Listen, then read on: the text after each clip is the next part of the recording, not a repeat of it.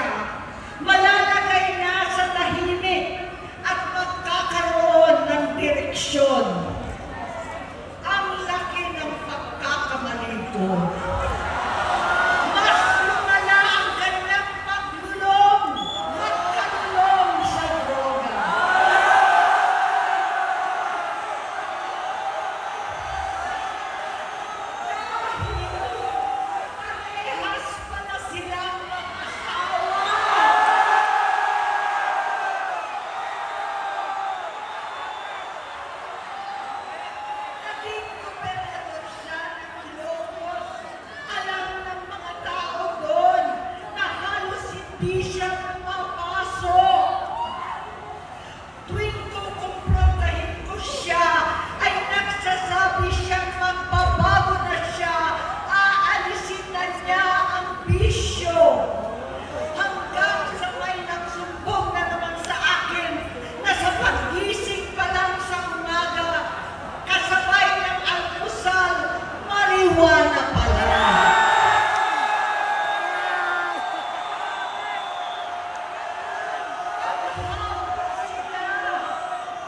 Lahat sila nagiinuman at gumagamit ng cocaine.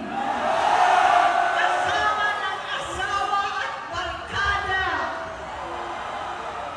Tulad ng ama ko, kinastigo ko ang mga barkada niya. Ang nasirang si Bong Dasa, si Edwin Cruz, Inigo, Tony Boy, Sam Anton, alam po ninyo yan. Paano nagre-resign na sa takot ang mga pulis nila at staff dahil sa lumalalang bisyo? Inayos ko sila dahil gusto niyang ituwid ang buhay niya. Gusto niyang mag-vice-presidente.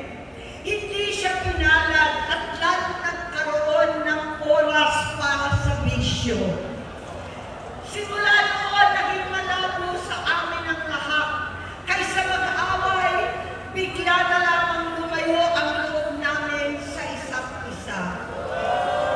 Noong 2016, kasabay ng kampanya ni dating Pangulong Duterte laban sa droga, lumabas ang pangalan ni Bongbong sa listahan.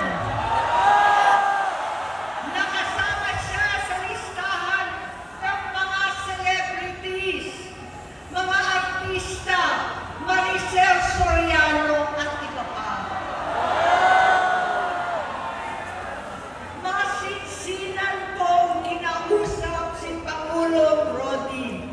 Halos manikluhod ako. Sinabi ko ayon sa kapulisan, dapat unahin, usigin ang mga pusher at saka na lamang sagipin ang mga user.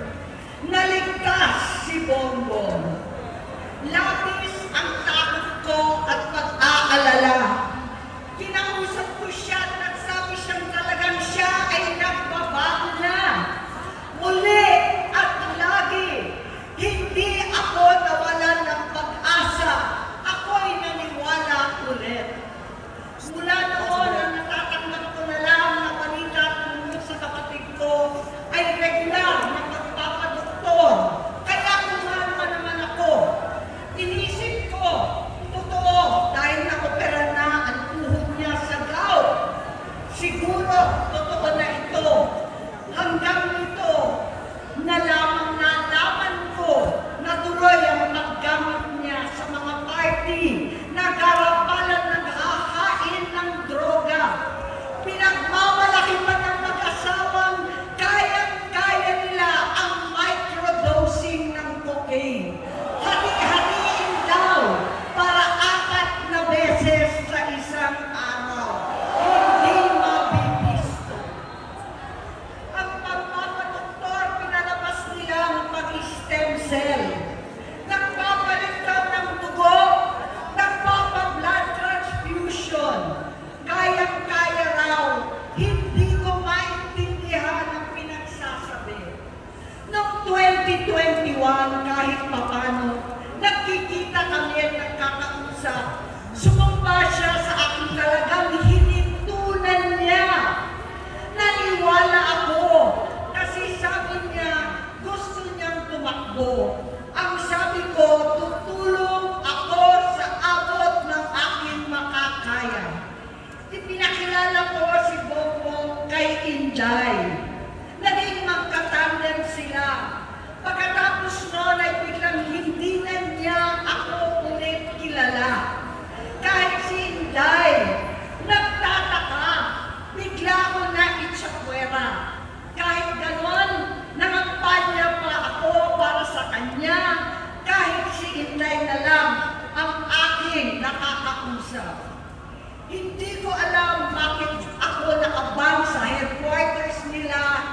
Mandaluyong. Hindi ko alam bakit walang nagre-report sa akin tungkol sa kampanya. Sa totoo lang, masakit mang aminin, nung dinidisqualify na siya, halos papaboran ko na sana dahil may nagsumbong sa akin mula sa kanyang campaign team na gumagamit na naman siya.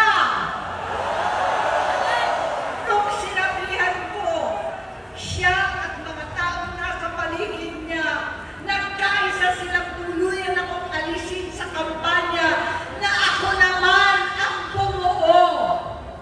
Sinabi nilang gusto ko na siya ay mag-disqualify para ako ang pumalit. Hindi totoo yun! Iniisip ko ang kalagayan ng aking kapatid at paano siya magsisilbi kung ganyan ang kalagayan niya.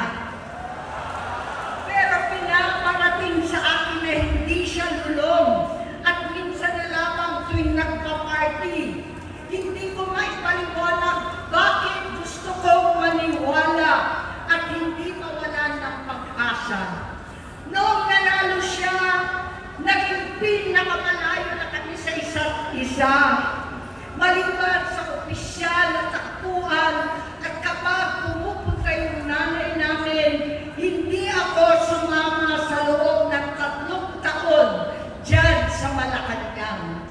Dahil lantaran na doon ang inuman, ang paggamit nila ng cocaine at mga bawal na gamot. Hindi ba nila nakikita, naririnig, kakaiba na siya magsalita, hindi na maintindihan kung ano-ano na ang sinasabi at wala na sa sarili.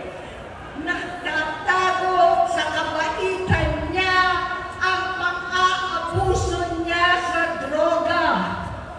At nagbunga na ito ng mga nakakapinsalang maling desisyon.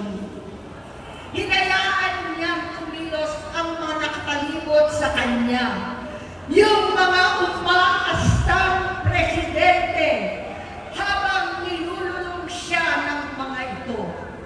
Hindi na kami nagkausap. Sa harap ng publiko, pinipilit kong magmukha kaming maayos. Pero wala na kaming koneksyon. Hindi ko hinihiling na maunawaan ninyo ako, lahat kayo. Sa palagay ko, ang makakaunawa lamang sa akin ay ang mga pamilya may pinagdaanan sa adiksyon, sa inom, sa sugal, sa alak, sa bisyo, higit sa lahat, sa droga. Pag hindi ko siya nakakasama, buong aking loob na ipasok sa institusyon, ipagamot, iparihab ko na yan. Pero tuwing maghaharap kami noon, hindi kaya ng aking kalooban na gawin yon. Tuwing magsasabi siya sa akin na magbabago na siya, hindi ko siya kayang tiisin.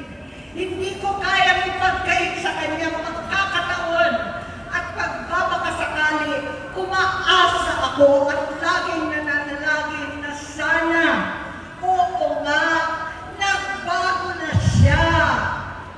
Hanggang dumating ang 2024 at 2025, yung bisyo niya na ang dahilan ng pagbaha ng korupsyon, kawalang direksyon, at maling-maling mga desisyon. Walang accountability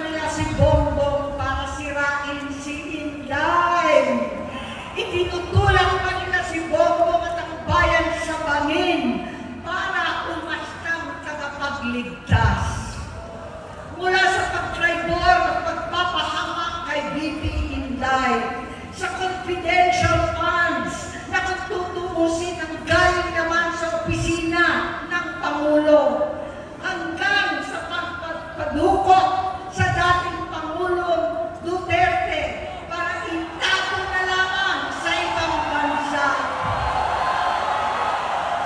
Ang kabaitan ni Bongbong ay naging kalupitan. Karapalan niya ang pagtatakip sa kanya ng mga nasa Congress, sa Senado, mga miyembro ng kabinete. Kitang-kita na ng taong bayan, wala nang puwang ang kahihiyan. Para bang nauulit ang bangungot ng kasaysayang dinanas namin noon. 68 years old po ang tatay ko nung pinatalsik sa pwesto. 68 years old na rin si Bongbong ngayon. November 17 din, noong 2021, nung nakumbinsi ko si Inday na magbise kay Bongbong. November 18 po, bukas, ang ikatlong araw natin. Siyam na taon na nakakaraan, saktong November 18 pa talaga, na pinatiling ni Pangulong Duterte ang tatay ko sa libingan ng mga bayani. Halo-halo na ang aking nararamdaman, pero alam kong ito ang dulo at hangganan ng aking pagtitiis at pananahimik. Hindi na tayo mananahimik! Dahil nalaman ko pati ang mga anak niya ay nagdodroga na. Pinasusuklaman ko pa ang pag-alok ng mag-inang si Sandro ng droga ang aking mga anak at iba pang mga kamag-anak. Yan ang hindi ko na mapapalampas. Sa loob ng halos 4 na dekada, wala akong ibang pinangarap kundi maipakita sa sambayanan na hindi kami masamang tao. Hindi masama ang pamilya Marcos. Gusto kong ibangon ang dangal ng aking ama.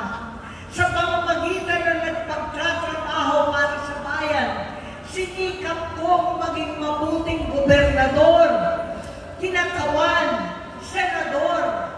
Hindi ako halos nagpapahinga para makapag-iwan sana ng legasiya na kapag sinabing Marcos, nabawi na namin ang tingin sa nakaraan.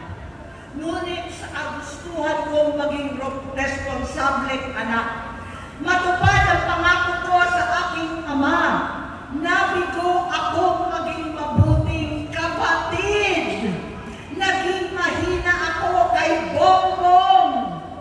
Sa kapulisan at sundalo, sa lahat ng mga leader at tagapagpatupad ng batas, siya ang Pangulo natin ngayon. Sinabi ko kung anong kalagayan niya ngayon.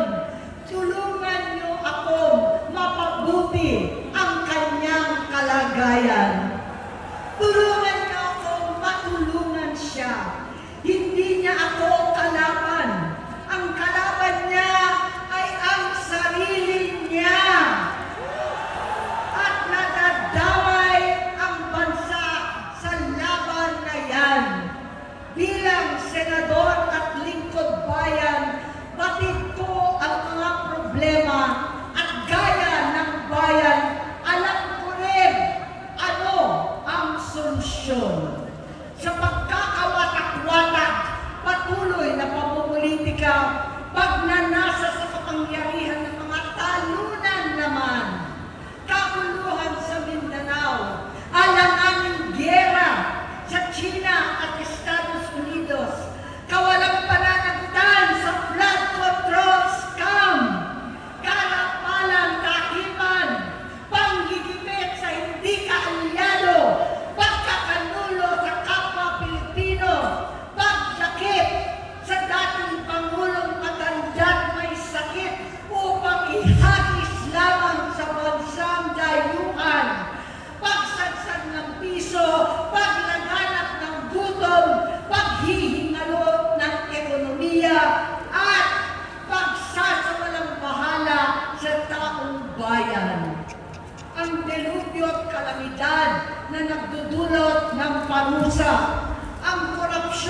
nauwi sa kawalan ng tiwala at hustisya sa Pilipinas, sa kanyang pamahalaan, lahat ng yan ay masusolusyonan kung ikaw, aking kapatid, magsaayos ng iyong sariling kalusugan. Kapag humupa ang ingay sa politika, kapag umuwi na kami sa aming pamilya, hindi bilang senador, kundi bilang ate, bilang si Manang Aimee ni Bonget, kaya ito sasabihin sa harap ng taong bayan, sa harap ninyong lahat, at sa harap ni Bongbong. Bonget, magtatatlong taon na tayong hindi nakakausap. 3 taon ko nang sinusubukan muli na ako'y pakinggan. Siguro ngayon ay makakarating ng buo ang gusto kong sabihin. Walang mababawasan, hindi madadagdagan. Bongbong, nag-aalala sa iyo si Manang. Tuwing nakikita kita sa TV, gusto kitang puntahan. Napakalaki ng pinagbago mo. Itsura, pagsasalita, takbo ng pag-isip. Minsan, napapatanong ako sa sarili ko, ikaw pa ba yan? Si Bongbong ba talaga yung nakikita ko? Pero ako, aling ko, ako pa rin ito. Ako pa rin ang ate mo na tumayong ama't ina sa inyo sa ibang bansa. Ang kasama nyo sa sumubok na sanggain lahat ng sakit para sa iyo. Ang kapatid mo na hindi mo kailangan hingan ng tawad dahil agad ka nang iniintindi at tatanggapin dahil mahal kita. Nasa Bagong Tipan, kay Lucas, Kapitulo 17, versikulo 3 hanggang 4. Kung magkasala ang iyong kapatid, sawayin mo siya. At kung siya'y magsisi, patawarin mo siya.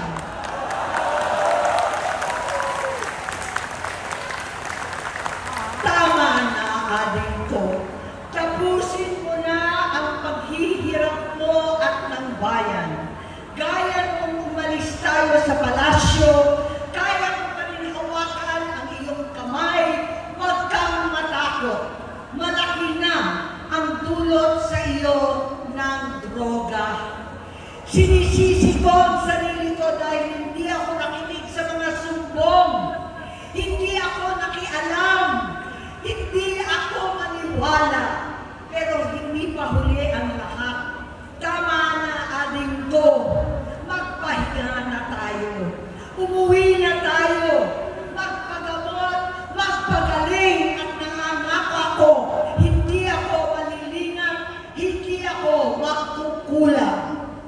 Lahat ng kasama mo ngayon, hindi natin kasama sa pinakamadilim na bahagi ng buhay natin. Kasama mo sila ngayon dahil nasa taas ka pa. Ako at ang ating mga tunay na kapatid dito sa Luneta ang kasama mo kahit magdilim ulit ang lahat. Talikuran mo ang iniisip at ibinubulong lang ang misyon. Unahin na natin ang kalusugan mo dahil sa adiksyon na bigyan mo ng malubhang karamdaman ang buong bansang Pilipino. Matatanda na tayo, sakitan na si Mami, alagaan na lang natin ang isa't isa. Kaliwat kanan man ang pambuhusga sa akin, malinaw sa aking puso na dapat mauna ang Diyos, ang bayan, pamilya at sarili.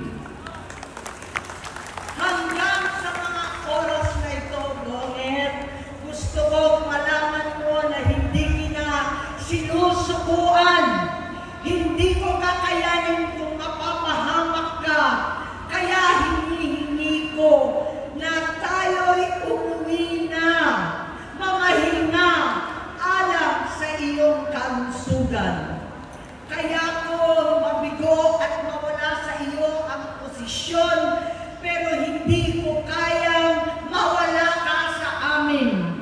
Ayusin mo ang sarili mo.